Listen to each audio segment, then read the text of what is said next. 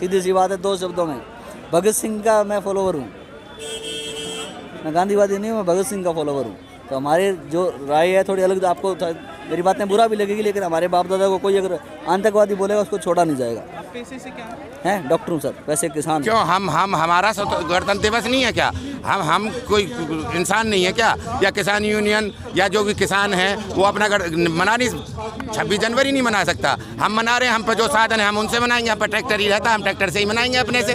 आप बताओ ना। और हम फ्लैग लेके हमारा फ्लैग होगा नेशनल फ्लैग, उस पर आप पानी मारेंगे, कुछ मारेंगे, उसकी बेइज्जती करेंगे तो ये सरकार की वो है। हमारी रिहर्सल 24 तारीख को आ जाएगी। आप 24 तारीख को देख लेना, जैसे ही हमारे जवान वहाँ करेंगे और उनके बड़े बुजुर्ग ट्रैक्टरों से यहाँ वो करेंगे। 24 जनवरी को हम आपको रिहर्सल परेड दिखाएंगे। लगा दिया है, आप क्यों कर रहे हैं ट्रैक्टर? नहीं तो नहीं, सुप्रीम कोर्ट जी ने स्टे किस चीज पे लगाया है? वो तो टेम्परेरी स्टे है। स्टे का मतलब क्या है? होल्ड का मतलब क्या है? मोबाइल होल्ड करके रख दो, बिल तो उसका चलता ही रहेगा। नहीं, होल्ड का मतलब क्या होता है? होल्ड का मतलब तो बिल तो चलता ही रहेगा। टेम्परेरी होल्ड है वो, और परमानेंट होल्ड। हमें तो ये निरस्त चाहिए। हम निरस्त के लिए ही आए थे पहले दिन से, और जब तक निरस्त नहीं होंगे हम तो जाने वाले यहाँ हैं नहीं। ये सरदारों के लंगर पर चल रहा है। सरदारों की कोई लड़ाई नहीं है। लंगर पहली बार नहीं हो रहे। गुरु नानक जी की परंपरा है। और मैं बताता हूँ, मैं आंदोलन का व्यक्ति हूँ। हमारे जंतर मंतर पर जो आंदोलन देश भर के आते हैं, हम सब लोग लंगर छक करके अपने आंदोलन लड़ते और जीतते आ रहे हैं। ये दशकों का इतिहास है। मैं अपनी बात कर रहा हूँ, जबकि ये सदियों का इतिहास है। और दूसरी बात कहना चाहता हूँ, पूरे विश्व में 700 करोड़ आबादी, कोरोना काल के अंदर सिख समुदाय ने किसी को भूखे पेट नहीं सोने दिया। बोबड़े साहब, पहली बार सरदारों के लंगर नहीं लग रहे हैं। गुरु नानक जी की परंपरा है, तब से लेकर लंगर चलते आ रहे हैं। और जब तक मानव सभ्यता जिंदा रहेगी अनंत काल तक, तब तक गुरु नानक जी के अनुयायियों के लंगर चलते रहेंगे। जो लोग, जो नालायक जानबूझकर सिख धर्म को बदनाम करने के लिए कह रहे हैं, उनको मैं बताना चाहता हूं, और जिन अज्ञानी को बताना चाहता हूं। इसलिए मैं कहना चाहता हूं, लंगर की परंपरा गुरु नानक जी ने जो शुरू की थी वह अनंत काल तक चलती रहेगी। पूरे विश्व में जिस देश के अंदर लॉकडाउन हुआ, वहां पर हमारे देश से हमारे लिए फख्र की बात है कि भारत में गुरु नानक जी ने जो व्यवस्था शुरू, जो धर्म शुरू किया था, गुरु नानक जी के मार्ग पर चलते उनके अनुयायी पूरे विश्व के लोगों को लंगर से जिंदा रखने का काम किए हैं। और यहाँ हमारा जो किसान आंदोलन चल रहा है, उसमें सिख भी किसान हैं। हाँ, खुशी की बात यह है कि इस आंदोलन की अगुवाई में 1.25 लाख से एक लड़ाऊं गुरु गोविंद सिंह जी ने जो सार्थकता दिखती है। 0 डिग्री तापमान में भी खुले आसमान के नीचे हमारे किसान लड़ते और खड़े और डटे और अड़े हैं। आखिरी बात कहता हूँ, फिर पूछना। हर रोज 14,445 रेल फेरे लगाती हैं। और मोदी जानबूझ के कहना चाहता है कि ये सरदारों की लड़ाई नहीं। मोदी, 14,400 रेल के फेरे लगवाओ, तुम्हें पता लग जाएगा। पूरा भारत का 14 करोड़ किसान परिवार दिल्ली आना चाहता है। सुप्रीम कोर्ट से मैं अपील करता हूं, रास्ते खोलोगे चुपचाप से तो 10 लाख किसान दिल्ली आएगा, और लाठी डंडा बजाओगे तो 14 करोड़ किसान परिवार दिल्ली आएगा। तय आपको करना है। ये 3 काले कानून रहेंगे तो मोदी सरकार का विदाई तय है। और ये 3 काले कानून खत्म होंगे तो हमारा आंदोलन का वापसी की राह निकलती है, लेकिन न्यूनतम समर्थन मूल्य की गारंटी के खरीद का कानून 7 बनने की शर्त पर। पंजाब से भैया, पंजाब से घोड़े लेकर के आए? हाँ, घोड़ा लेके आए। क्या कहना चाहेंगे कि आप लोगों का कुछ समाधान निकलने वाला है? समाधान तो निकालना पड़ेगा, नहीं तो इनके एमएलए आपस में वोट डाल सकते हैं, ऐसा कोई रूल तो है नहीं। वोट तो हमें भी डालना है, और इनको वोट लेने के लिए गांव में जाना पड़ेगा। तो गांव में जाओगे तो पब्लिक सवाल करेगी तो फिर आपको जवाब देना थोड़ा मुश्किल रहेगा। हमारे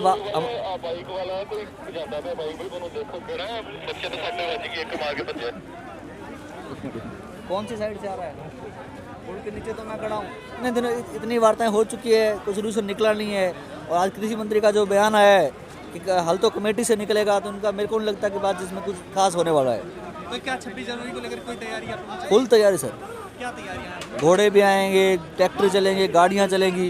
किसान अपना जोश दिखाएगा आपकी बार 26 जनवरी किसान मनाएगा। लेकिन कोर्ट में भी जा चुके हैं 26 जनवरी को। हम तो गए नहीं कोर्ट में सर। कौन गए? कौन सा किसान गया कोर्ट में?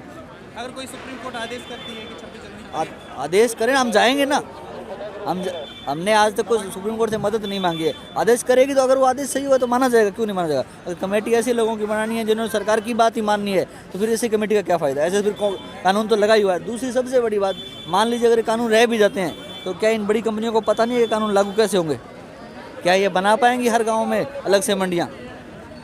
जब खट्टर साहब को नहीं उतरने दिया तो मंडियां तो बननी तो बहुत दूर की बात होती है। या इस जनता की औलाद जब रो रही है तो उनके सर में दर्द हो रहा है मोदी जी के।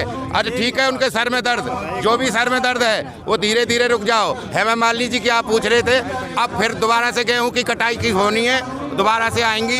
और ये आप सुन लो, हेमा मालिनी जी को भी वार्निंग दे रहे हैं 31 मार्च के बाद में वो अगर अपना हेलीकॉप्टर, जैसे खट्टर ने मना कर दिया है, अगर मथुरा की धरती पे वो ले आए, अगर वो मथुरा की धरती पे किसान यूनियन ने ये थरप लिया है, जल्द ही हम उस पे मथुरा में 2 लाख किसानों की रैली कर रहे हैं, मीटिंग कर रहे हैं। और हेमा मालिनी जी को भी जल्द जवाब मिल जाएगा कि हमारी समझ में आता है कि नहीं आता। अब उनको ये पता नहीं, वो जाट के घर में है, अनपढ़ जाट पढ़ा जैसा और पढ़ा जाट खुदा जैसा होता है। वो बिलों को और इनको सब समझ गए, तभी तो सबसे ज़्यादा सबसे समृद्ध सबसे पहले भगा है वो। और वो समझा रहा है, बिलों की खामियां बताई हमने, एक एक खामी बता दी है, जितने भी पॉइंट हैं उन सबको डिटेल में दे दिया है। जब सरकार मान गई, सुप्रीम कोर्ट मान गया कि हाँ वो उसमें खामी है, सरकार कह रही है हम उसमें करेक्शन कर देंगे, तो हम सही हैं या हेमा मालिनी जी सही हैं? हेमा मालिनी जी को ये बोलो कि या तो सुप्रीम कोर्ट गलत है या सरकार गलत है, क्यों उसमें अमेंडमेंट करना चाहती है या उन पॉइंटों को क्यों डिलीट करना चाहती है? बनाओ। गलवान घाटी में 15 जून को 20 जवान मारे निहत्थे और 76 घायल किए। तब चीनी कंपनी को ठेका दिया गया था जो 1,01,024 करोड़ रुपए का, उसको रद्द कर दिया था। और 57 किसानों की शहादत के बाद वो ठेका चीनी कंपनी को क्यों दिया, इसकी जांच होनी चाहिए। आपने आदेश दिया था 17 दिसंबर को किसानों पर बल प्रयोग नहीं होना चाहिए। 3 जनवरी को हरियाणा के शाहजहांपुर बॉर्डर पर हमारे देश के किसानों पर 200 से ज़्यादा आंसू गैस के बम खट्टर सरकार ने क्यों बरसाए, जांच इसकी होनी चाहिए। आप कह रहे कमेटी बने, इसके लिए कमेटी की जरूरत नहीं है।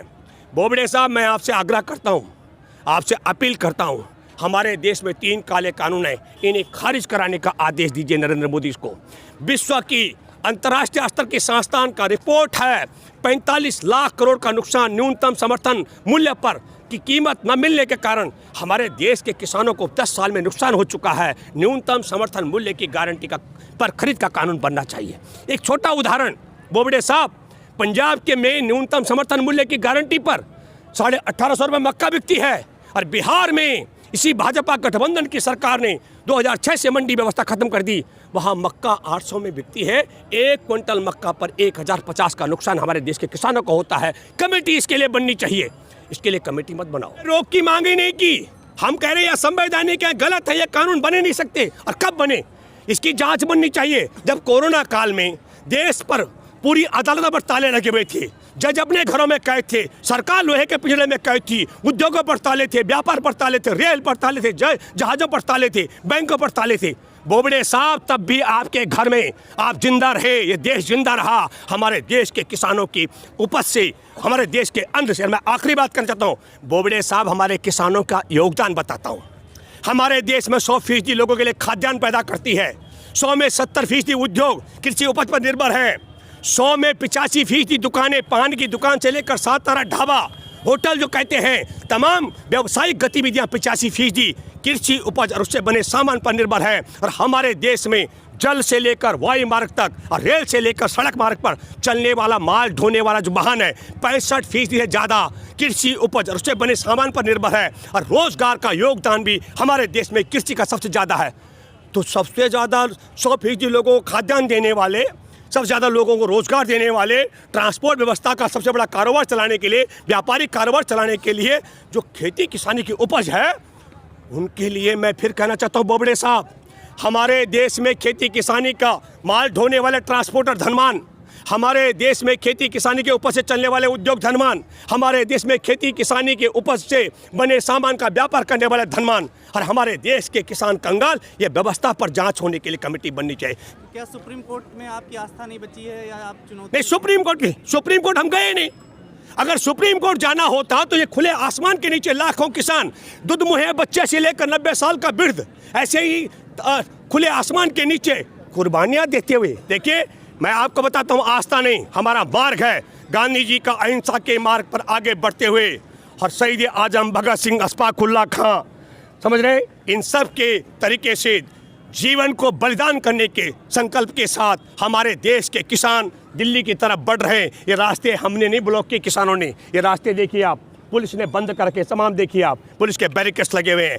तो इसलिए हम ये कहना चाहते हैं आस्था सुप्रीम कोर्ट में हमारी है, पर इसमें सुप्रीम कोर्ट की भूमिका नहीं बनती है। सरकार ने गलत कानून बनाया, देश की जनता कह रही है ये कानून ठीक नहीं, इन्हें बदलने का काम सरकार का है, इसमें सुप्रीम कोर्ट की भूमिका कहाँ से आ सकती है। हम सुप्रीम कोर्ट नहीं गए, किसान संगठनों की तरफ से जो लड़ाई, जो ये संघर्ष का जो बिगुल बजा है, उसमें से कोई संगठन कोर्ट नहीं गया। पिक एंड चूज हो रहा है। 500 से ज़्यादा संगठन इस लड़ाई का हिस्सा है।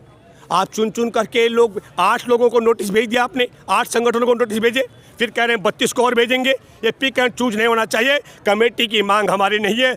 बोबड़े साहब, हमारे देश के किसानों का योगदान है, कृषि प्रधान देश है, खेती किसानी नहीं रहेगी तो खाद्यान्न का संकट होगा, उद्योग बंद हो जाएगा, व्यापार चौपट हो जाएगा, ट्रांसपोर्ट चौपट हो जाएगा, और भारत में जो विदेशी हमारा जो करेंसी है उसका खजाना खाली हो जाएगा, देश कंगाल हो जाएगा। देश को बचाने, देश को चलाने के लिए, देश के उद्योग और व्यापार और देश के इंसान को बचाने के लिए खेती किसानी करने वाले तबके का अपमान मत करो। उनके लिए फिर मैं कहना चाहता हूँ, मोदी सरकार षड्यंत्र के तहत हमारे देश में कोरोना की आड़ में जहाज चल रहे हैं, बसें चल रही हैं, रैलियां हो रही हैं। कोरोना नहीं था बिहार चुनाव में, कोरोना नहीं था हैदराबाद चुनाव में, कोरोना नहीं है बंगाल चुनाव में, कोरोना नहीं था मध्य प्रदेश चुनाव में।